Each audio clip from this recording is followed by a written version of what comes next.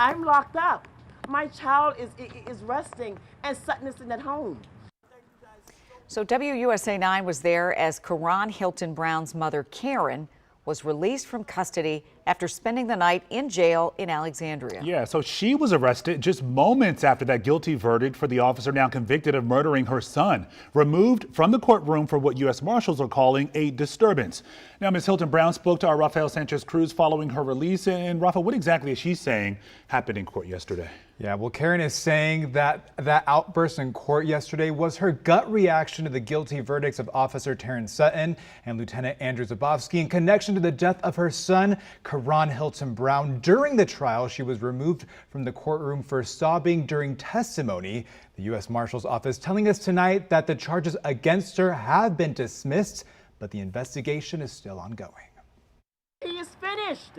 Him and what his name, LaQuisty, they are finished. This is what Karen Hilton Brown says she wanted to say in court yesterday when Officer Terrence Sutton was found guilty of second-degree murder for the fatal police chase that led to her son, Karan Hilton Brown, crashing a moped in October of 2020. I'm locked up, not knowing what happened to this man. I knew he was guilty, you understand that? But I didn't know he was still out running around being free.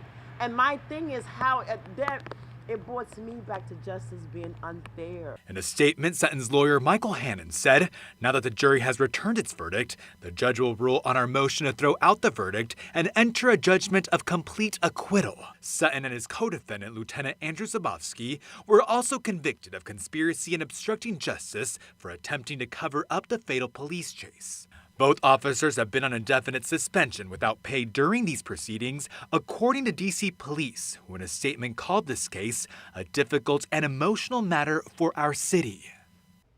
Second-degree murder carries a maximum penalty of 40 years in prison. Obstruction of justice is punishable by up to 20 years in prison, and conspiring to obstruct has a 2-year maximum sentence. At 6, we'll be here with more about what Karen Hilton Brown wants us to know about the sentencing and what changes she wants in the district following her son's death. Detained for sobbing. Yeah. Okay. So, Rafa, what were you about to say? This? No, I mean, it just seems like a normal reaction, but yeah, obviously. And we know clearly she's been through a lot with this family, with her family already. You reported not too long ago that she was visiting her son's gravesite in Suitland when Karan's car was stolen. Do you have an update on that? Yeah, luckily she's telling us today that that vehicle has been recovered, but without a doubt, difficult weeks and over 2 years for Karen Hilton Brown. All right, Rafa, thank you so much.